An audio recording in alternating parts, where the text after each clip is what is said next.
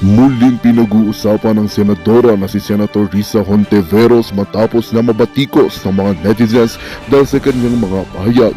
Ayon sa ilan, tila ba nawawalan na ng katinuan si Hontiveros sapagkat hindi na raw niya alam ang kanyang mga sinasabi at hindi na ayon sa batas ang kanyang mga layunin. Isa sa mga punay ang patuloy na pagpupumilit ni Hontiveros sa Senado na siya lamang ang magsasampa ng kaso laban kay Quiboloy na kritikal na tinutulan ng ilang senador at ng mga netizens. Napansin ng marami ang mga kontrobersyal na pahayag at kilos si Sen.Risa Hontiveros na nagdudulot ng hindi pagkakasundo at pagtutol mula sa iba't ibang sektor ng lipunan. Ang pangunguna niya sa mga isyu at ang kanyang mga salita ay tila nagdudulot ng labis na kaguluhan at hindi pagkakaisa sa Senado sa kabila ng kanyang hangarin na magsulong ng kanyang mga paniniwala. Tila ba nagdudulot ito ng higit na pagkakahati sa bansa. Hindi na bago ang mga kritisismo kay Senadora Risa Hontiveros, ngunit sa tuwing nababanggit ang kanyang pangalan, patuloy pa rin ang polemika at pagtatalo.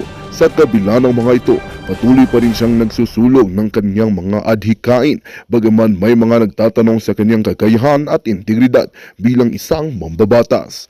Well, ito nga ang balitang ating pagkakatutukan, ngunit bago ang lahat siguraduhin mag-subscribe at i-hit ang notification bell para sa patuloy na pagtutok sa mga sulyap ng bagong balita sa tunay na boses ng MASA.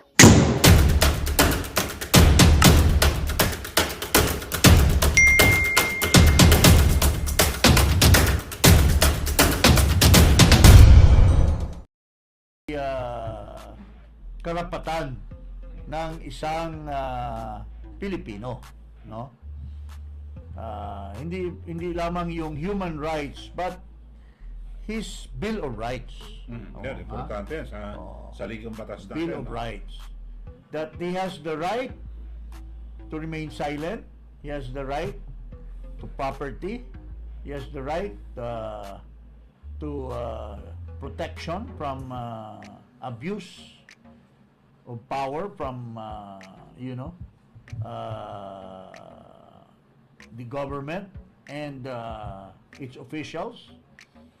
So, in other words, hindi mo pwedeng pilitin ng isang tao na mag-appeal na magiging discriminatory sa kanya.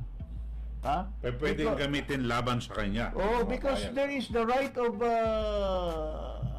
against self-incrimination Kaya nga, it goes without saying na pagka pinatawag ka sa isang hearing, pwede kang hindi kumibo And it goes without saying na kung pwede kang hindi kumibo, pwede ka rin hindi mag-appear. Ha? Diba? In similar way as the right of against self-incrimination, you also have the right not to go to a certain place where you will be forced to incriminate yourself. Di ba? Parang ano? Especially because this is not a judicial matter. Yes. Oo. Pero ito, nakisawsaw naman itong walang kaalam-alam Drop out sa College of Law. Gusto pang makisawsaw. First year lang, nag-drop out na dahil walang kakayahan na mag-aral dahil anak mayaman, kulang sa utak. Gustong mag-advise din kay Quiboloy. Pero noong tumakbo siya, nakilabang siya kay Quiboloy at lumapit siya doon at magpatulong. Ito. Pakinggan natin itong nakisawsaw na Marcos na ito. Marcos to Quiboloy just faced the House and Senate hearings. President Ferdinand Marcos Jr. on Wednesday, February 28, advised doomsday preacher Apollo Quiboloy to face the congressional inquiries into the allegations of abuses against him and the Kingdom of Jesus Christ, which he founded. Marcos said in an ambush interview prior to his departure for Australia, when asked for comment on Quiboloy's claims that he and First Lady Lisa Araneta Marcos are conniving with the United States in a supposed plot to assassinate him.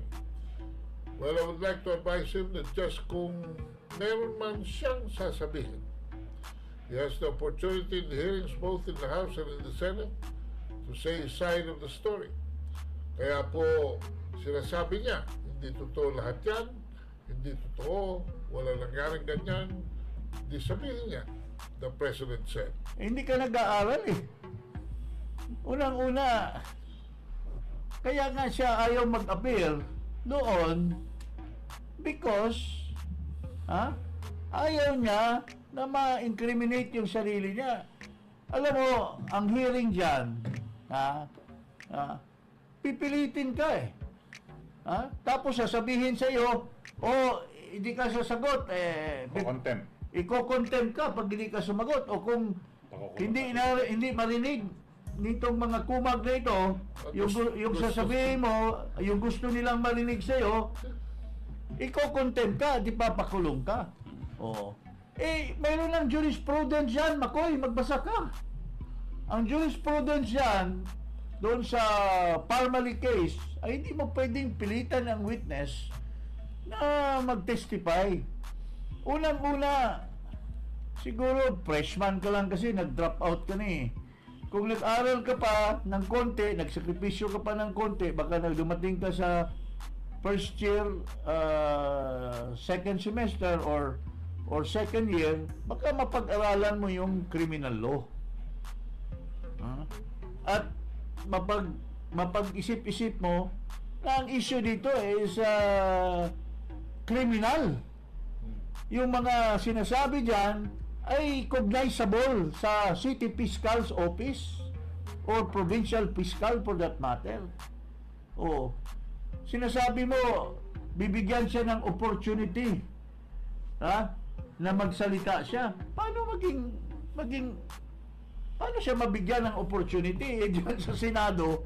Kaya nga maraming umaayaw dyan dahil binabastos yung mga testigo, mga guest. They're supposed to be guest.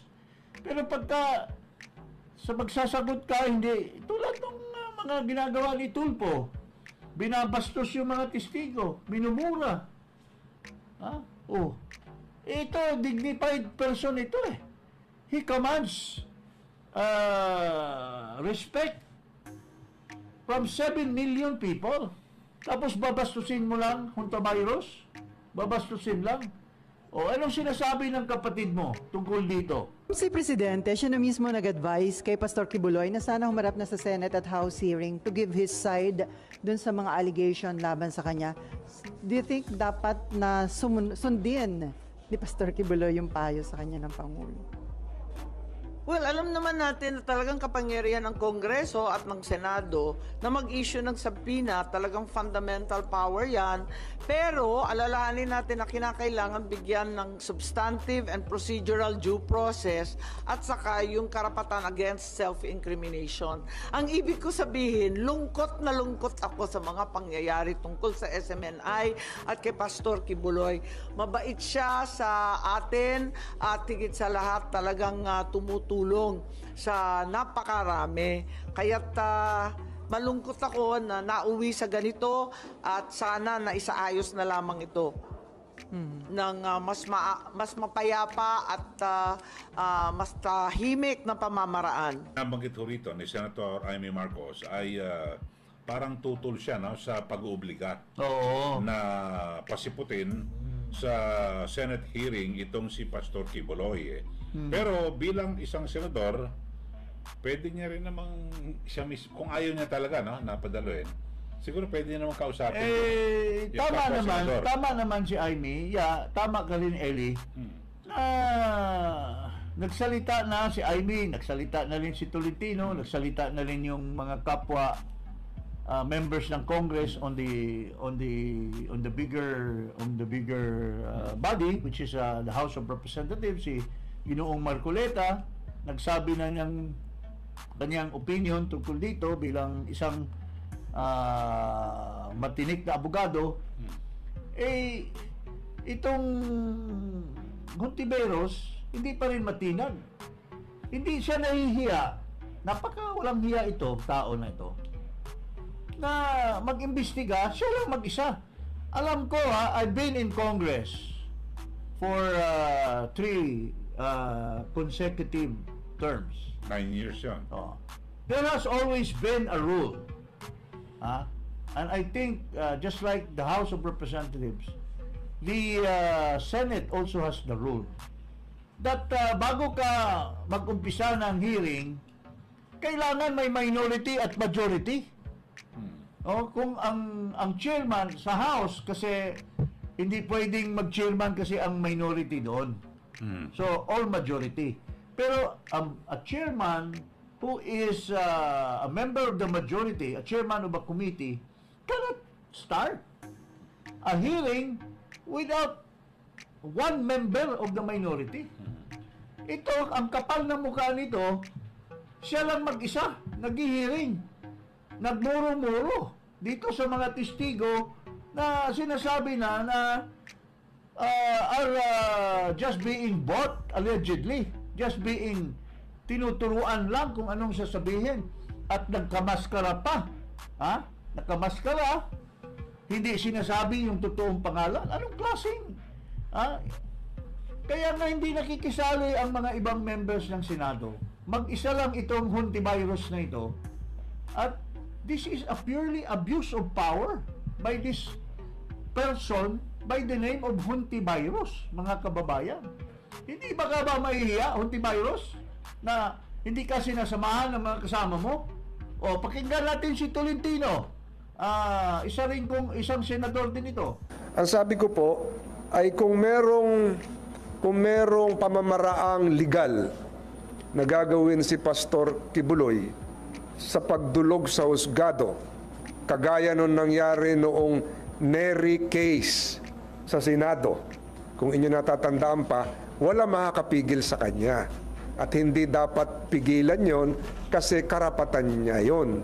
Kung sakaling siya naman ay dadalo sa isang pagdinig ng Senado, kailangan din igalang ng komite ang kanyang karapatan.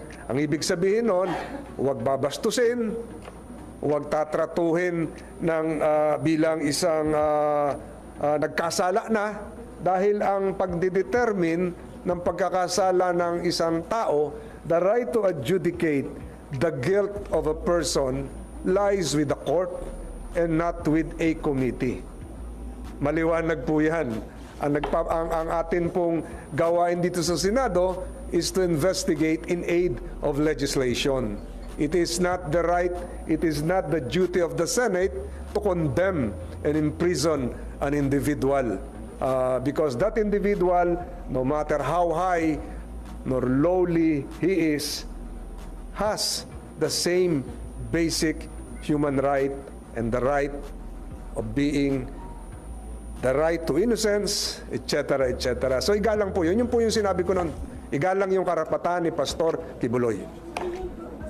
Mga kababayan, yan, isang colleague din ni Hontiveros nagsasalita. Ganina si Ailey, ngayon si Tolentino.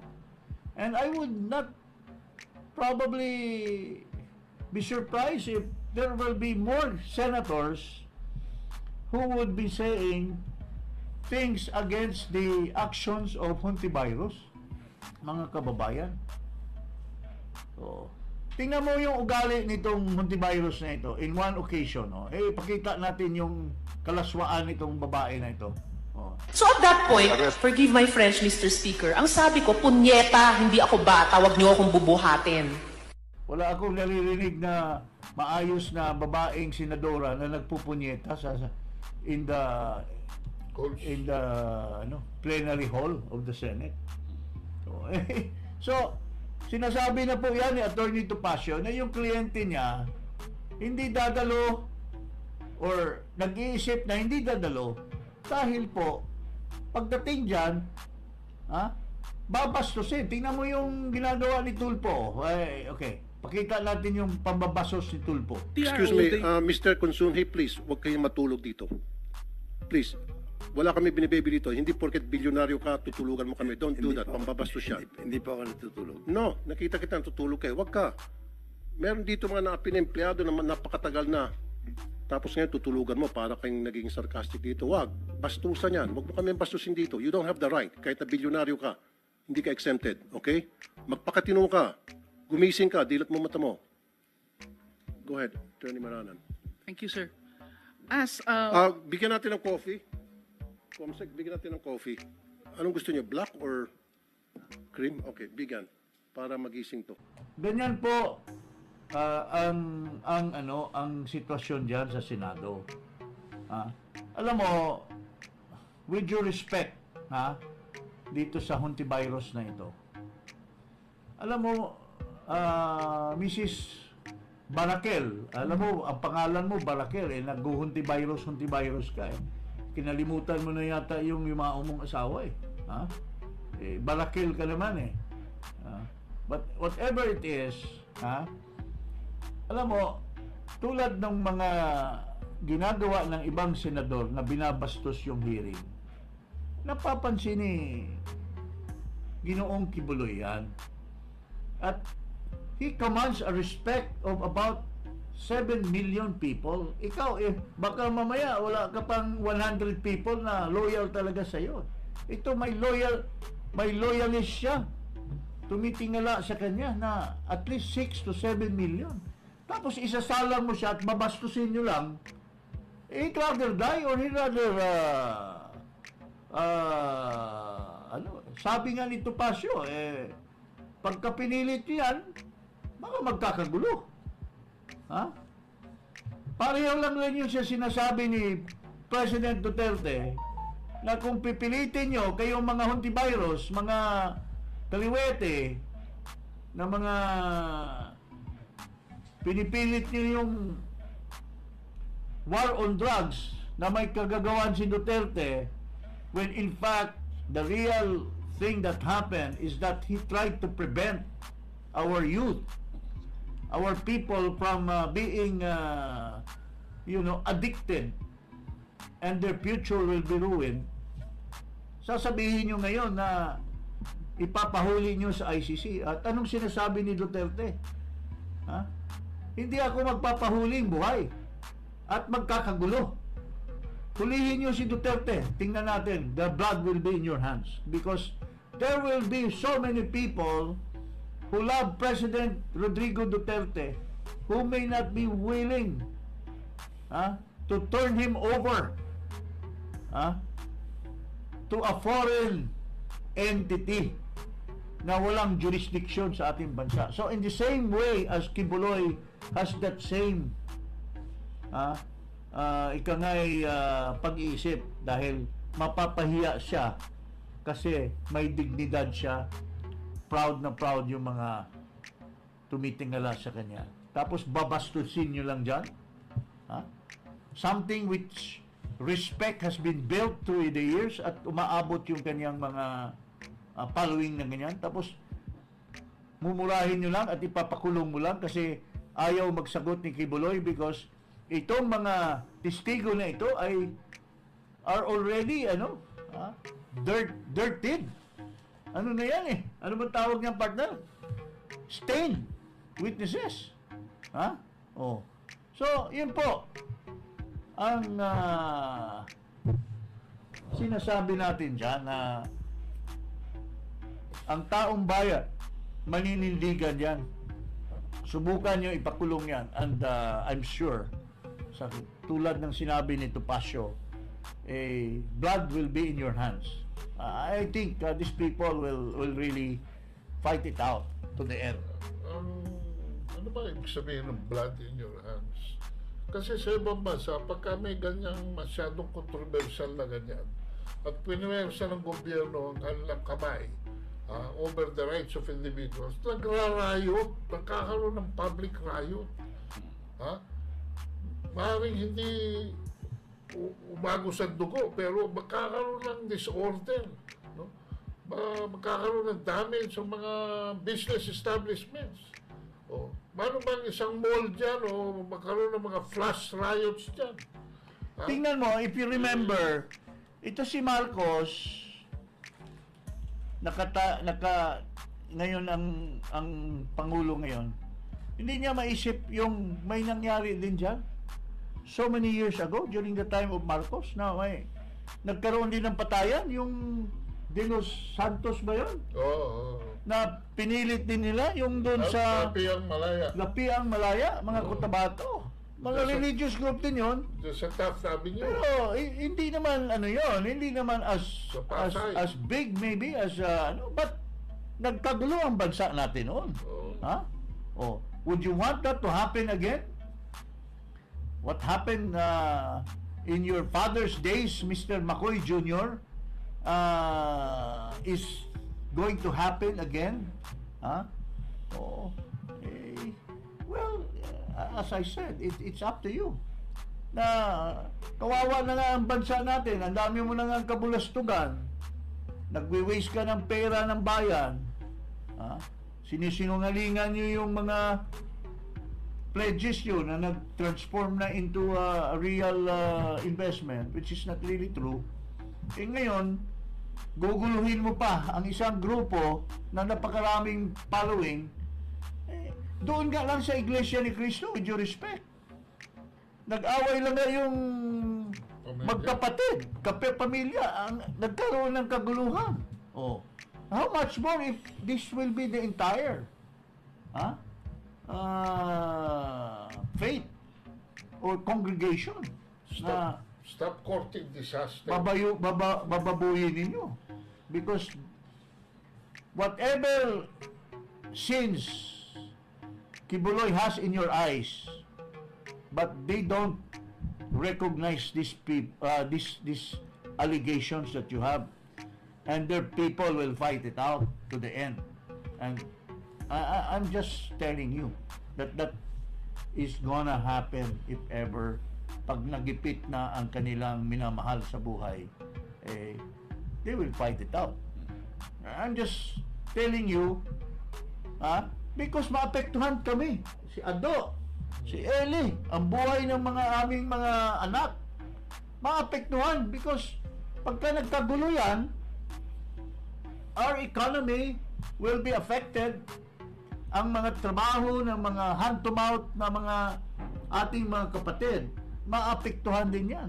Kung there will be a disruption of governmental function, the disruption of businesses, and the work of people will be affected kasi hindi mo lang na-realize